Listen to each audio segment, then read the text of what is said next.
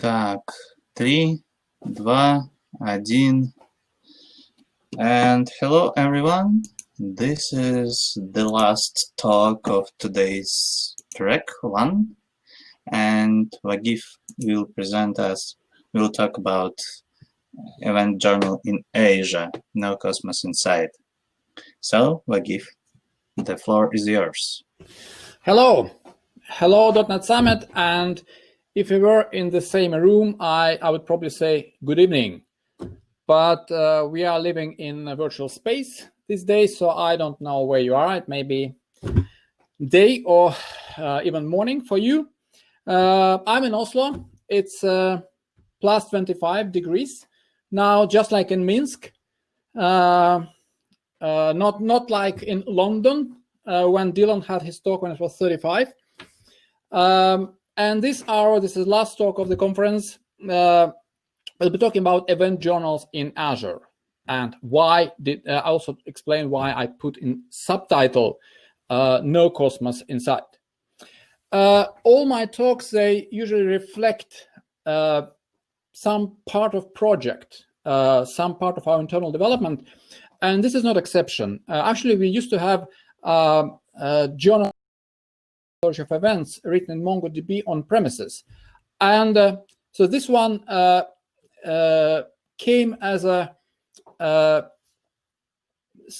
relatively small project when we decided to move everything in cloud. And of course, then we faced several dilemmas when it comes to cost, when it comes to features, what to choose. There are several options, and so I will guide you through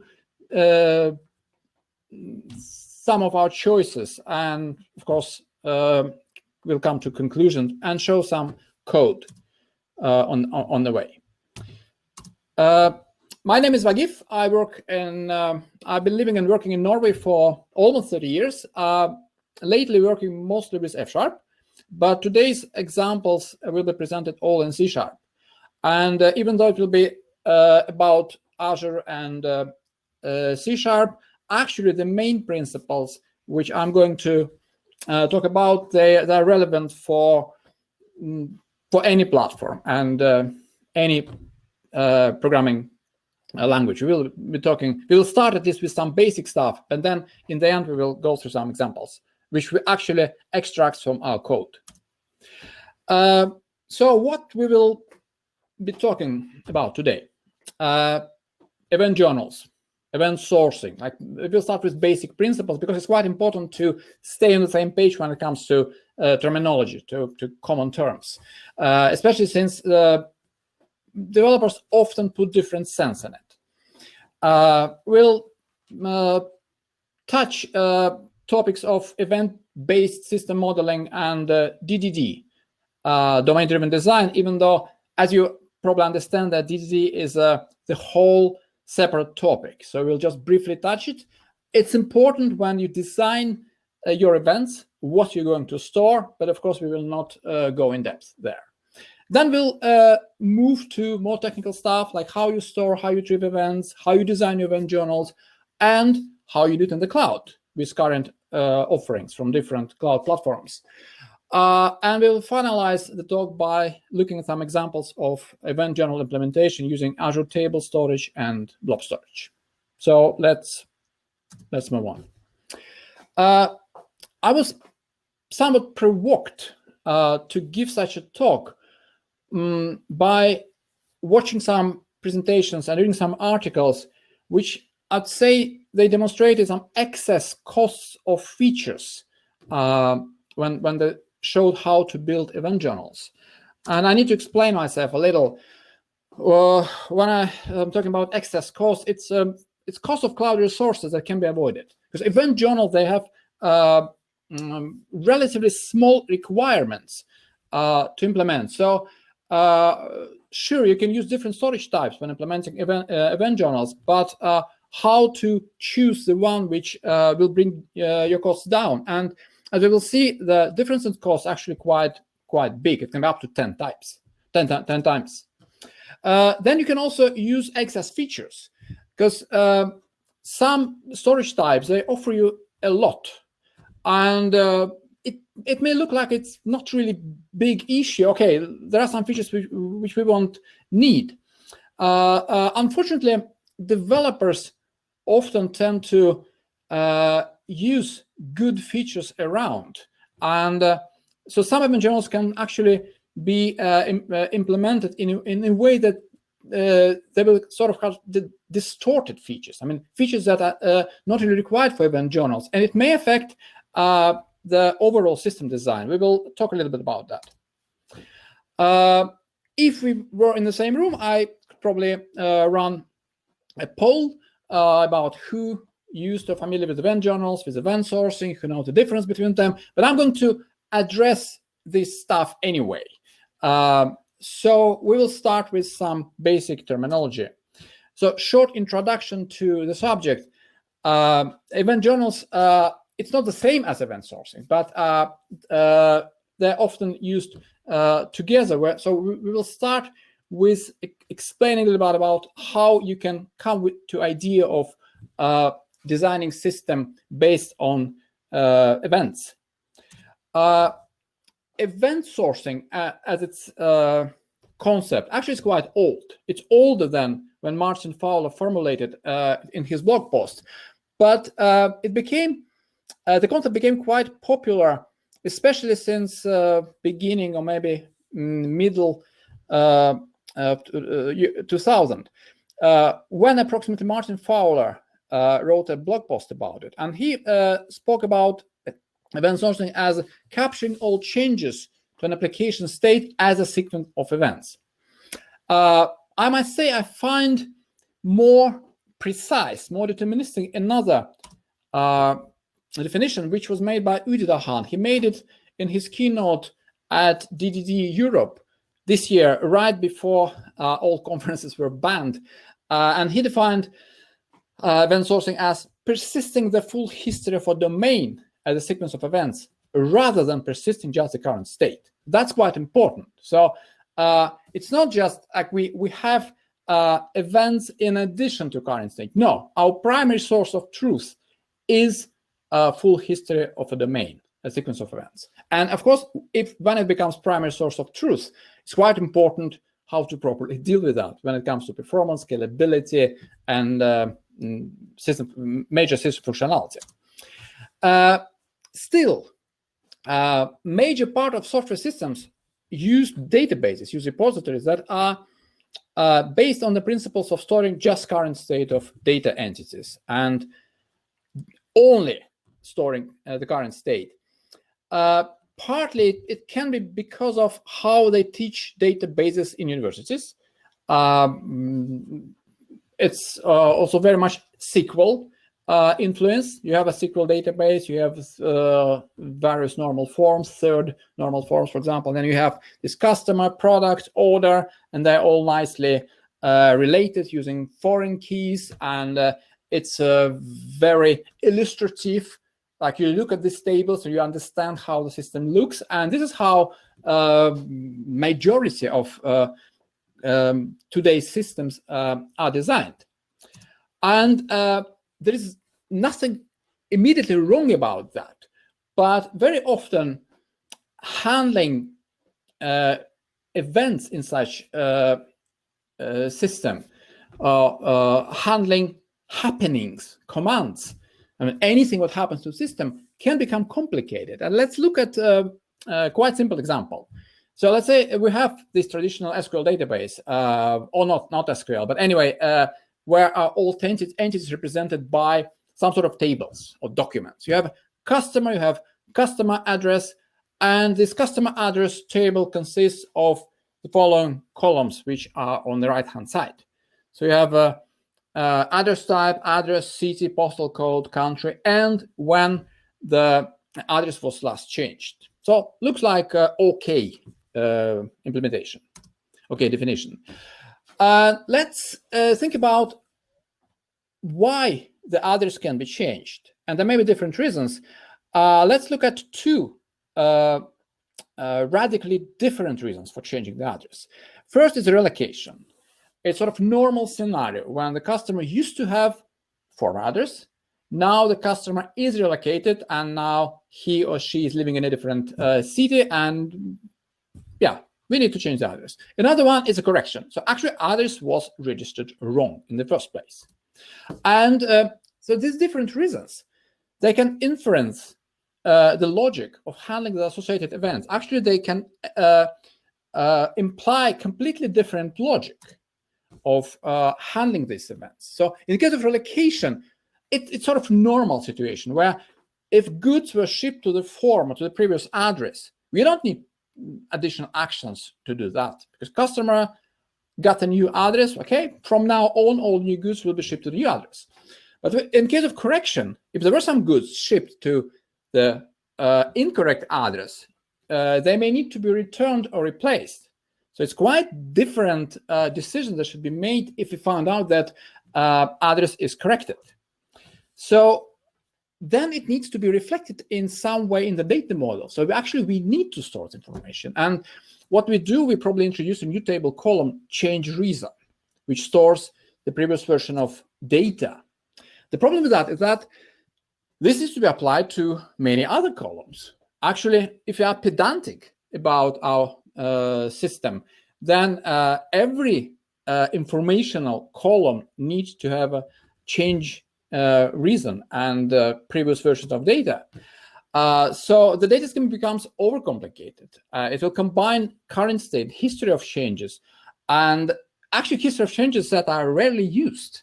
So there are only special situations where this thing needs to be used, but mostly we still need to use just current state. However, for the sake of such special scenarios, we need to keep it in the database. So isn't there a better way of doing it? And this is actually what event sourcing can help us with. And there is a related concept not equal to event sourcing, which is called CQRS, command query responsibility segregation, which is when we admit that actually storing just events, storing just history of what happened to the system, it's not necessarily good enough for querying the system, because when we query the system, mostly we are interested just in the current state. So then CQRS can come sort of on the top or in addition to event sourcing based systems, that we just realize that no, we just have different data models. One data model is for storing events, and another one which when we query the system. And the term CQRS was coined by Greg Young around 2010, and had a great description about CQRS. He was supposed to write a book about that. It was even announced on Amazon, but he didn't complete the book, but he wrote another book about versioning events, which I think it was self-published. So you will find it, and it's recommended. In CQRS, we separate between sort of write model side of the system and read side of the system. On read side, we are sort of relaxed. We can build as many views as we need. On the write side, we store events. And this is what will be our main focus during this talk. So data storage to record events. Data storage for entity states, which we can use traditional SQL databases for, GraphQL, NoSQL, or their combination. It's all beyond the scope of this talk. So if we apply event source, we may actually need to either refresh or introduce ourselves to domain-driven design, because to correctly select the level of event definition, the level sort of entities where we define events, it requires some digging. And I must say I made personal mistakes in some projects where we defined events on different levels, and it was really hard then to aggregate them to build the state of so-called aggregate root of sort of the main object behind system changes. And there are some examples of aggregate roots where you need to attach events. In finance, it can be like bank account, bank customer. They both can be aggregate roots. So events, it's something that happened to them. Transport, it can be vehicle, it can be vehicle owner. I'm working mostly with broadcasting, with media publishing, and There we deal with transmission channels, TV radio program, news clips. It's all good examples of aggregate routes. Then when it comes to applying event sourcing, we need to build current state from event journals. It may scare at first glance developers. Okay, how can you build current state of bank account if it has million transactions? And it's possible to use state snapshots for optimization. So we can actually decide that every 100 records we build a snapshot. So you should bear in mind that even though we build current state from the history of events, in no way it limits scalability or performance of system. Actually, very often such event source-based systems, they are more performant than traditional state-based systems because they have very efficient way of writing events. So event journals. So event journals actually are behind event sourcing and don't need to be combined with event sourcing. You can still have event journal without using event sourcing in your system. And this is actually in our project, we have both. We have systems built completely from ideas of event sourcing. And we have, and they're also event journal driven. And we have event journals that are used as audit log, sort of like we register some events coming from on the message bus from different systems, and we store them all. And we use same journal, event journal types for them.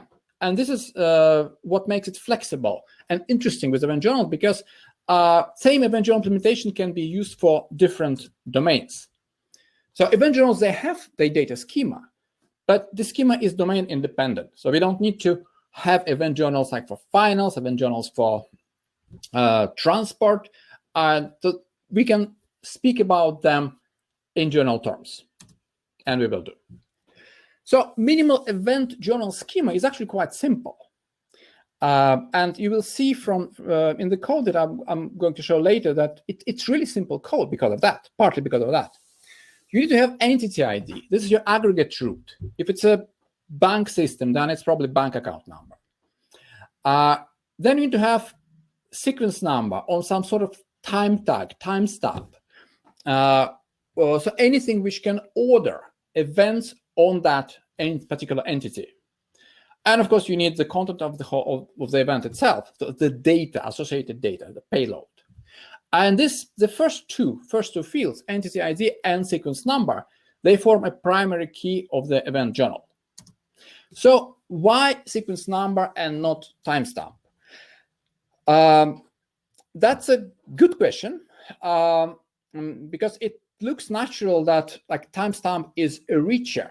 Why not just associated time? Well, everyone who worked with time know that working with timestamps, starting with timestamp, the opening can of worms. Well, several events can happen at once. So nothing prevents two events happen exactly at the same time. But the order of events must be deterministic because it can radically change how a system behaves. Then some domains only need event ordering, not exact times. And then having sequence number will be more efficient. Many event source-based systems require quite high level of efficiency. And then why spend this field on timestamp if you don't find just sequence number? But also, actually, if we look deeper into interpretation of time, we will understand that actually time of event, it's something that really belongs to domain or belong more to domain rather than the actual event journal.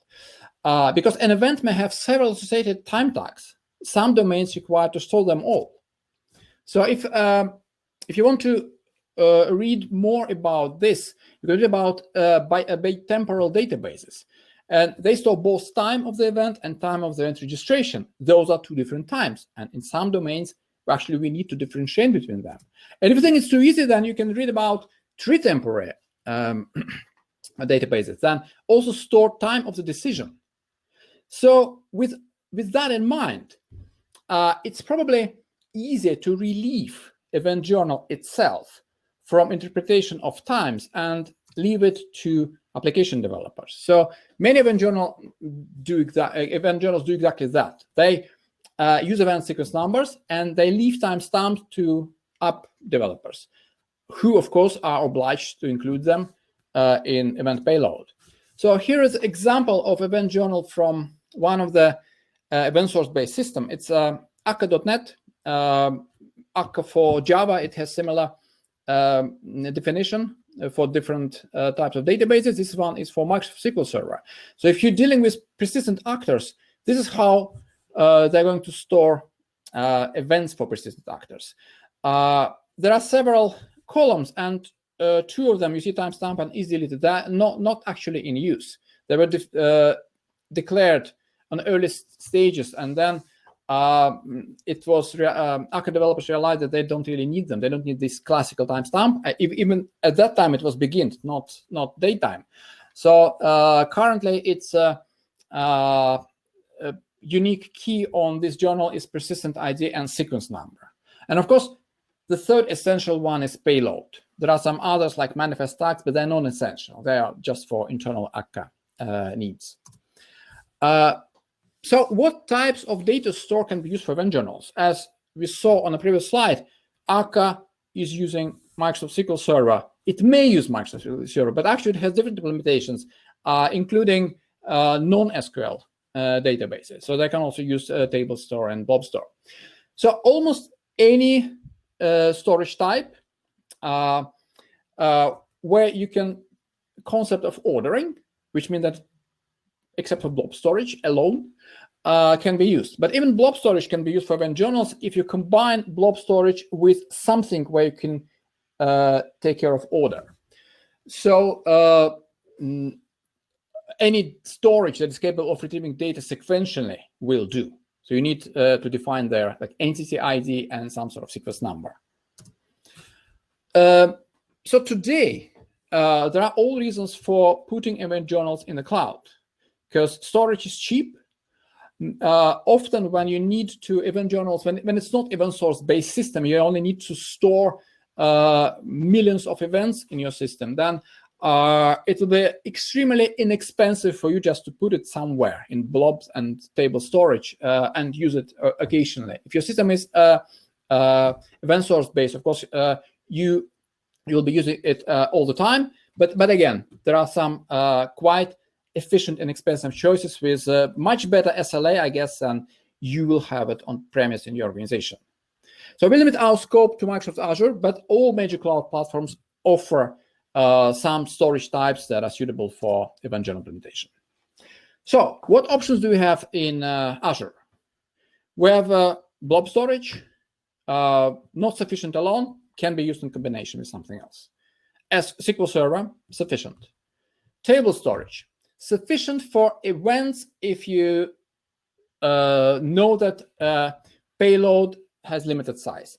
So single field in table storage can have up to 64K. But you can, of course, you can compress fields, so you can maybe uncompress it with around 1 megabyte, or you can split it into different fields, or you can combine it with blob storage, as I will show in the examples. Of course, you can use CosmosDB, which is sufficient, and it's a multi-paradigm database. So if you're used to MongoDB, for example, that's one of options. We were used to MongoDB, but we didn't choose Cosmos. Later about that. So your cloud storage selection criteria will, of course, include functional requirements. Of course, they will include operational costs, even if you work for paid by customer organization. I guess operational costs are quite sensitive. Performance and service level agreement, don't forget about that. Different storage types can be quite different service level agreements. So event journals and CosmosDB. If operational costs is not a prioritized decision factor, if there are some other important factors that CosmosDB covers, then of course CosmosDB offers great solution, and it has most complete set of capabilities, which include, among others, geo-replication. You have hybrid API supporting popular databases, in case you're already familiar with them. So if you had Mongo on-premise, you just change, you move your data and you just change connection string. Reliability of data storage, SLA. All fields, if you store it as a JSON in payload, all fields will be indexed by default. And there are some additional functionality like change feeds. You can subscribe on changes. There are some contrasts of CosmosDB. And first, probably is high operational cost. It can cost up to 10 times more comparing to some alternative choices. And it all depends on economical plan. And even if you choose really inexpensive plan, you will find that performance may not be sufficient for you. Performance is great. It can be as good as you might need, but then you need to switch your plan. And if you have uneven load, you will have to switch between different plans often, or as often as you have this change in load. And for event journals, this might look strange, but I found that fields are indexed by default. It's not just no advantage. It can give you some disadvantages. And but before we move to that, don't forget about SLA. For data security and for recovery, Azure Cosmos DB definitely offers more reliable service plan than Table and Blob that we will going to look at later.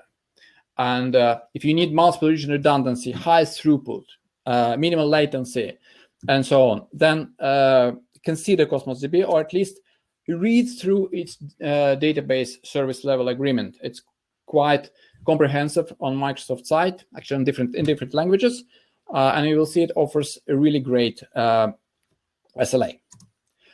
So what can be wrong with such great feature of Cosmos DB as indexing all fields?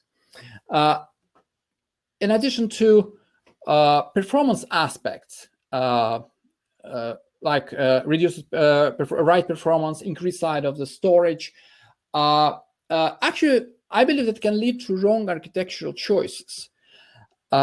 Because what may happen is that you can be fooled by thinking that, okay, let's store events as we store them in JSON. We put them in payload as JSON, and we will index them so we can effectively query directly in the event journal what we need to get on a query side. So it contradicts the CQRS principle, which I think is quite important to follow when choosing at least event sourcing approach. So I would compare it with if somebody said that, okay, let's make all fields in C# and Java public, fields and properties, so they can be accessible for possible future scenarios. So we may need this field, okay, but it's already public. And do you agree with that? A good idea? I guess not. So the same logic can be applied to like indexing the content of journal events, because event journal records, they contain completely events from completely different sources. So it's a mixture of apples, oranges, or maybe meat and fish. So why should we index completely unrelated things? So just don't do it. Take event content as opaque as Blob, and just don't take these additional advantages, even if you have it from your storage type. But when choosing table blob storage, remember, no geo-replication, brutal consequences of unintentional deletion of data. It can be easily solved by using ascopy, for example, but you have to think about it. Just remember that if somebody mistakenly delete all your tables, then there is no way to recover if you yourself don't take care of it. And also it has just single service plan. You can't have the multiple service plan with better throughput. But I must say that Table Blob offer excellent performance. If you read Troy Hunt's article about how he built database of stolen passwords, he was using table storage, and I think his write performance was about 20,000 records a second.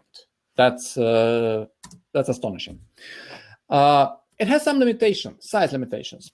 As I mentioned before, maximum field size 64K. maximum 16 fields in a table record, but we don't need that many. As you know, that event journal really needs just 3 main fields: entity ID, sequence number, and the content of the event, and maximum record size, 1 megabyte. What we do, we compress the content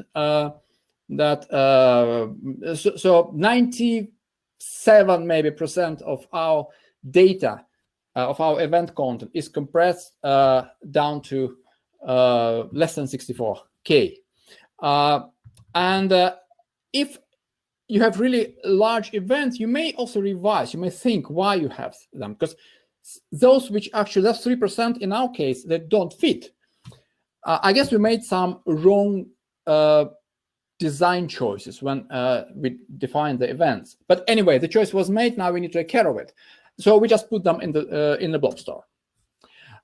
If you want to store your data asynchronously, then you can use Azure Cloud Messages, Cloud Queue Messages. Queue Message also has a restriction for 64K. And if it's not sufficient, you can use Service Bus Standard Message, which is 256, and Azure Service Bus Premium Message, which is up to 1 megabyte. When it comes to costs, here's one of the calculations that we made while making the choice between CosmosDB and Table and Blob Store. And that was one of the primary arguments for us to choose Table and Blob Store combination. So rough estimates, we ended up with about 10 times difference between combination of Table Blob and CosmosDB. So it's big enough. It's too big, actually, not to take care of, not to think of. But does table storage fit event journal requirements? Well, yes and no. If you remember our definition of event journal, what it requires, it looks like it fits, because it only has event journal only requires one indexed compiled key, which is sequence entity ID plus sequence number or timestamp. So for such an academic event journal, that's sufficient. But what if we need to replay events in a time interval across all entities? And this is not classic scenario for event journal, which is behind the event source-based system. But what we experienced, for example, is that there was a system outage. We lost some data from external system. So actually, we needed to replay all events within a certain time interval, within 3 days. And without index support, that's not a feasible task using table store, where you only have index by entity and sequence number. That's your only index, because the table has just one single clustered index, and we dedicated it to entity ID and sequence number. So how can we solve it? There are some workarounds. So you can still use table, but you need to do something smart. Of course, you can create 2 tables per event journal. It will work. It doesn't feel elegant.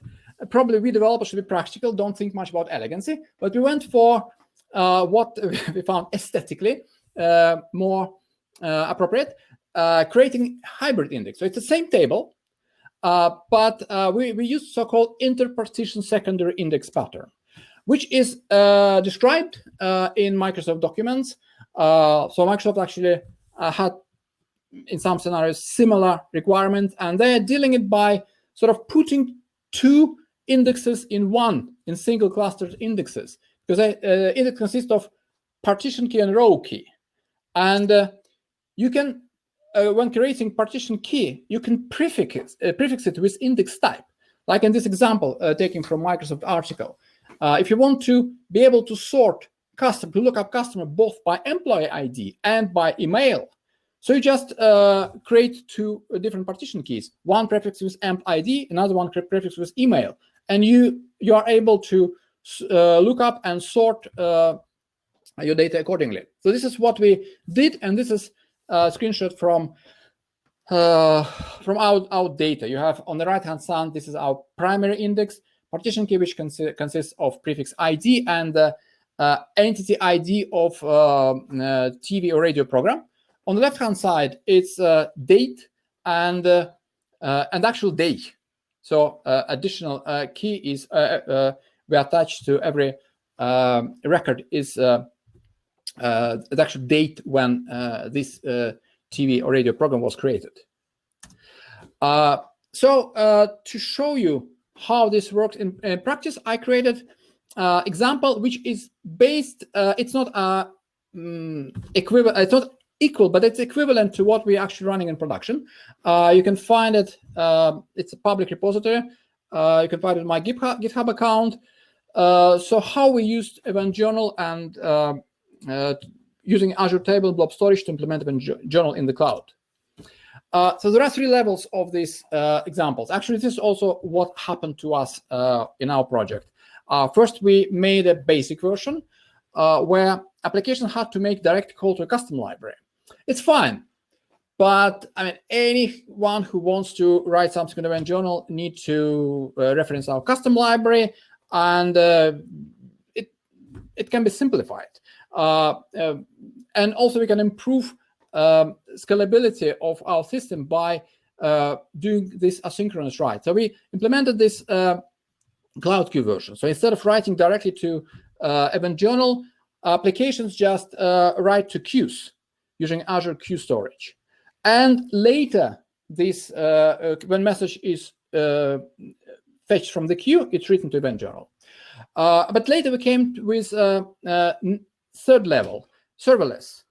Application just makes an HTTP request, usually HTTP post, and which sends event to Azure function. And so we use Swagger to document our API, and this is how currently it's used by most of our applications. So we'll start from the top. This serverless function. So there's a function, Azure function called enqueue, where we define HTTP verb post. We define route, which consists of HTTP path, including version of the message and collection name. And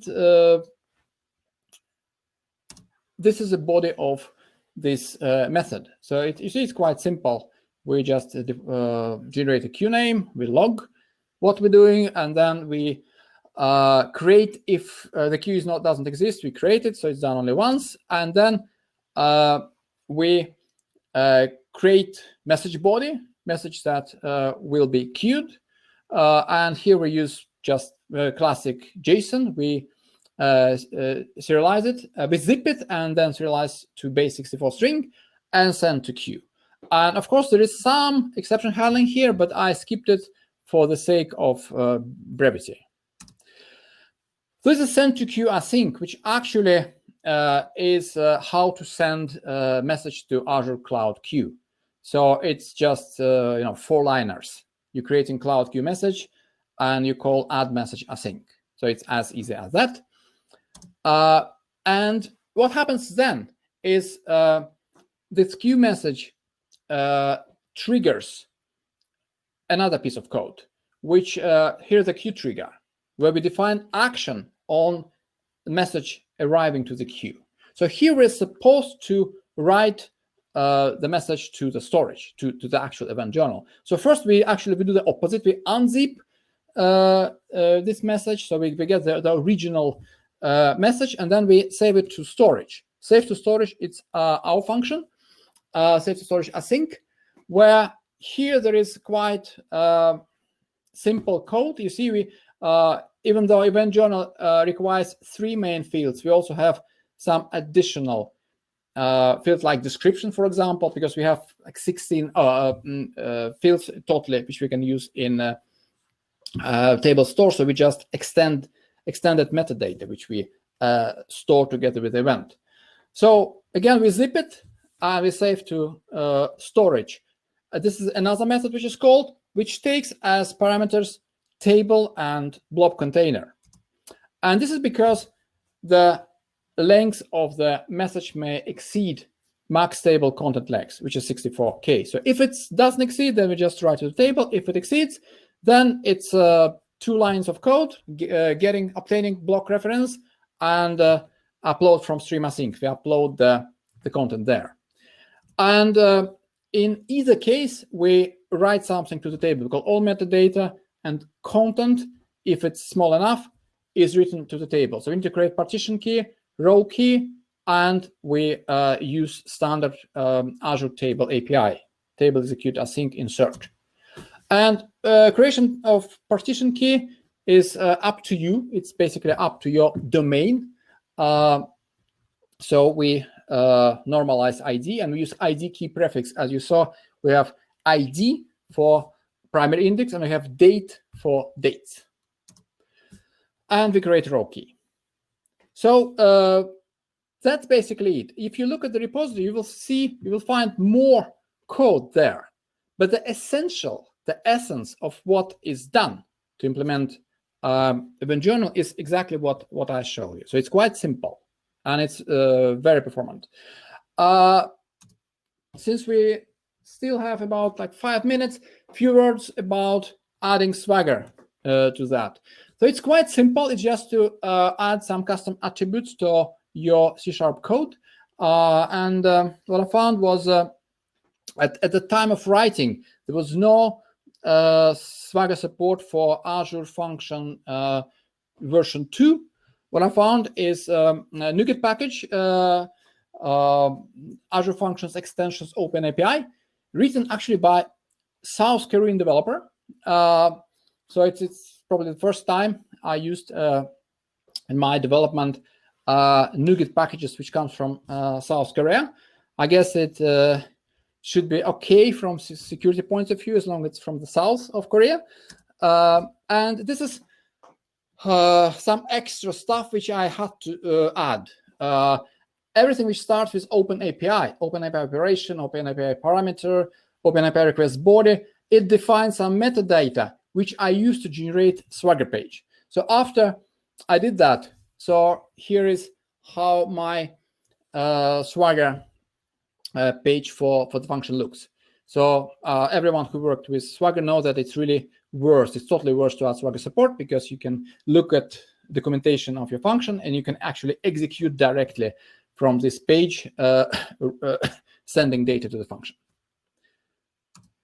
So to conclude my talk, event journals are very important if you need to register precise information about times and reasons for system state changes. If you only register current state of the system, you will keep on losing important information which may bite you later. And all modern cloud platforms offer everything to build or relocate event journals in the cloud. So there are no reasons, unless very special reasons, to keep your event journals on premises. And there are simple and inexpensive cloud storage types, and they're all sufficient to implement event journals. So you don't need to go for expensive storages, but you may choose them for reasons that are different than core event journal requirements, like, for example, to meet high level of service agreements. So with that, I think I'm finished with my talk. If you have questions, you can ask them now, or you can find me on Twitter, or you can mail me. And thank you for organizers for having me on the conference. Thank you, Vagif. It was a very cool talk, very interesting.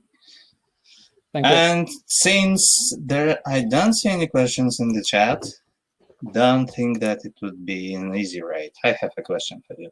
With all those event journals, the key point for me is an ability to rebuild the current state if, for whatever reason, we lost it. So, two questions here. First, am I right here? So, could we use event journal in general as the tool, the source of data to rebuild our current state? And second question that will be followed. Have you ever done that by yourself? Yeah, thank you for the questions.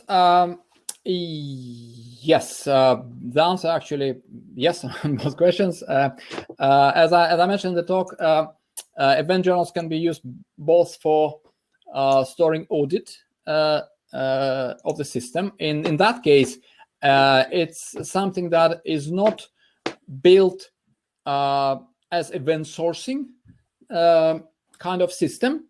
So, and we have in our organization, we have systems like that. So just to give you a quick example, what we built the current state is a TV program, which includes a lot of associated data in addition to actual media files. It can be subtitles. It can be information about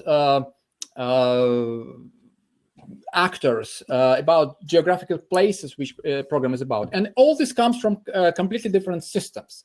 And so all this goes to event journals in the cloud. And actually my talk basically shows a part of that system. And this is not used to build current state of the system. This is used just as a history of what happened. And a couple of years ago, we had a quite big data crash. So we lost current state of the system. Luckily, we publish upfront content of TV radio programs which goes and air if it's not direct programs. So we had some like 3 days in advance to fix it. And there we had to replay our event journal. So we use it as this audit log, which was replayed to build the current states. But the second type of system is actually systems that based are event sourcing, and they have no other persistent state except for what is coming in form of events. One of such systems is based on akka.net, and it uses persistent actors. And I showed in data schema for akka persistent actors. There, the primary source of truth in the whole system is what is stored in this persistent actor state. And for optimization, there are some snapshots that periodically are taken, so we don't need to rebuild the whole state continuously. But yes, we actively using such approach, purely event source based approach, and it works very well. Thank you. That's actually very good to hear, because seeing that real life applications of the concepts like that is very helpful to be able to push them through the company. We have a couple questions from the audience. That's good. Mm-hmm. What about replication of event journal to support low response latency in several regions? It all depends on your performance requirements, or scalability requirements. In our system, we don't need such requirements. So it's fine for us to use a table store which don't have geo-replication capabilities. But as I mentioned in the talk, CosmosDB actually is great for if you have such requirements. And even though my talk was about event journals with no Cosmos inside, if geo-replication is important for you, then this is actually a situation where you will probably end up with event journal with Cosmos inside, which will be geo-replicated. That's good. Second question. Have you integrated the event journals with any third-party reports, for instance, the integration with Power BI? How you consume the event data collected in Azure Cloud? We didn't integrate event journals with Power BI, but I think that here what should be applied here is this CQRS approach. So event journals is W of secure of this write read we have this, and this W write, it's event journals. So what our system are implemented with eventual consistency in mind, which means that we store events and commands in event journals, and whatever needs we need to query the system, whether it be Power BI or something different, then I would never do it directly by querying event journals. I would rather add functionalities that will synchronize content of events with something else. Actually, we did it recently with our akka system. There was another group development team that asked us to get access to states of our actors, and we have that. So we can query directly from event journals the state of our persistent actors, but that's against this CQRS principle. So, and actually it also comes with a cost of performance, because our akka system is cluster based. So every time somebody asks about state of some actor, we need to go through the cluster and find the node which currently owns this, which hosts this actor. So instead, we on every change to the system, we write in regular SQL database snapshot of the state of this actor, so they can be independently queried. And then, so I think that this is how I would go with regarding integration of event journal with some other extra system. It's just a read part of the system, and it should be mixed with event journals for direct querying. That's actually very good and thorough answer. Thank you for that, Vagif. And I believe we're done. We are going to close this great conference. Thank you, Vagif, and thank you, everyone. Join us on the closing ceremony, please, where we'll have our we have a couple words to say to you guys, and after that there will be an after party, and we will post a link to that in the chat on the closing ceremony. If you want to join us and to talk with us and probably with speakers, join there. Thank you. See you on the closing ceremony. Thank you very much.